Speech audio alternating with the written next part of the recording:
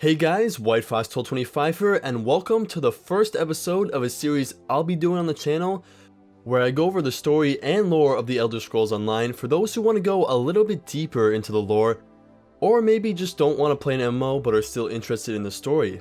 Today's episode is on the PvP aspect of the game, the Three Alliance War, which would see all the races of Tamriel fighting for the Imperial throne and turn Cyrodiil into a battleground.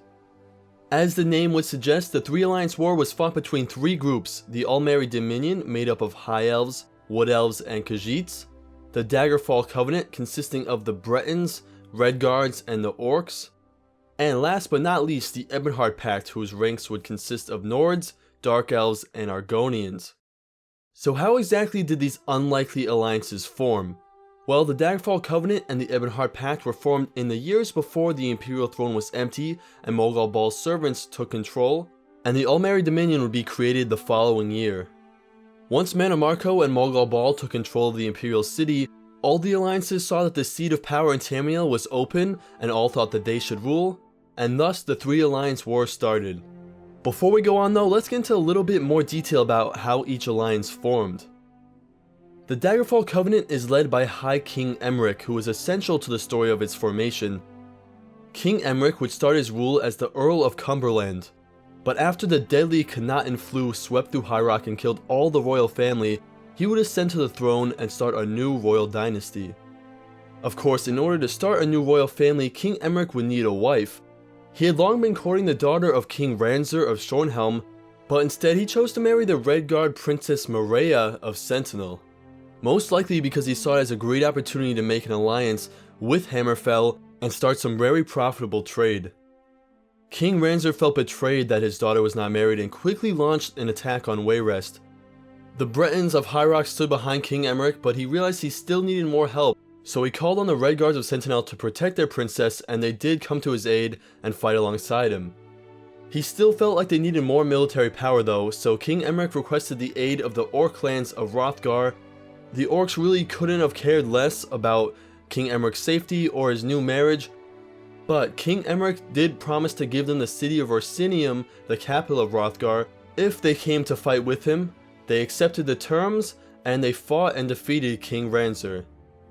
After the battle, all the sides saw that there was something to be gained from the alliance, and after months of bargaining and debating, the three races would come together and the Daggerfall Covenant was formed. Now let's get into the Ebonheart Pact. The Ebonheart Pact is an alliance born out of really just pure necessity.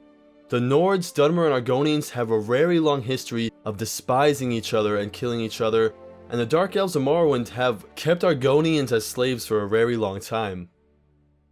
It is absolutely a fragile alliance, but as I said, necessary for the survival of each race.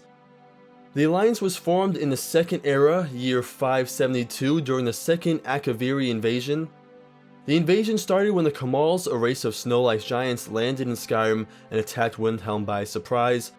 They quickly tore through Skyrim's defenses, and Skyrim's queen, Marbarn, and Princess Nirnhild, the heir to the throne, would both be killed. That left her son Joran the rule of Skyrim. After sacking Windhelm, the Khamal marched into western Morrowind, where they met Amalexia and the Dunmer army.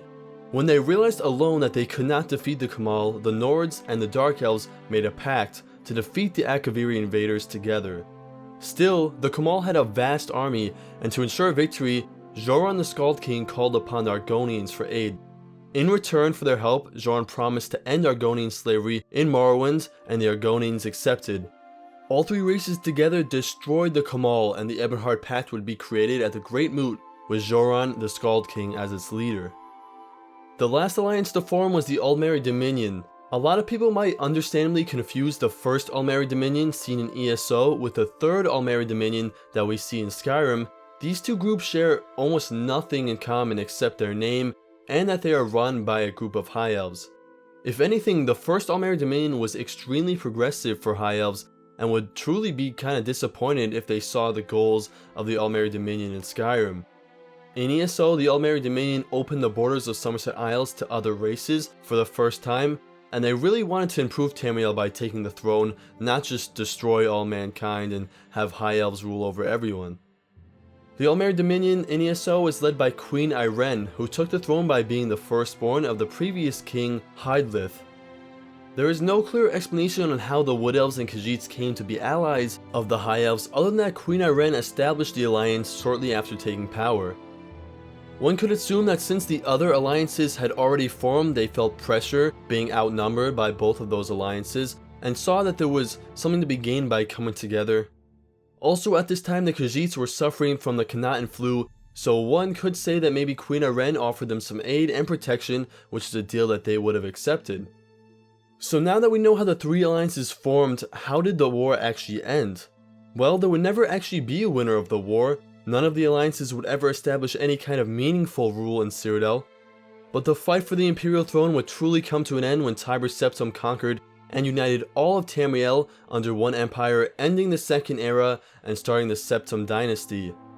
I could do a whole video on that topic, but it's safe to say none of the alliances would last very long, and in time they would go back to their old ways of mistrusting and fighting against each other. Which just kinda makes sense given the tension and the history between all the races. Anyway guys, I hope this video helped you understand the Alliance War a little bit better. In the next episode, we're going to talk about the main story of ESO and Mogul Bal's attempt to bring Nirn into his Daedric realm. That is going to be a very big video for me to make, so it may take some time, but we'll have lots more ESO and Elder Scrolls content between then and now, so stay tuned for that. If you liked the video, make sure you leave a like. Thank you guys so much for watching, and I'll see you in the next one.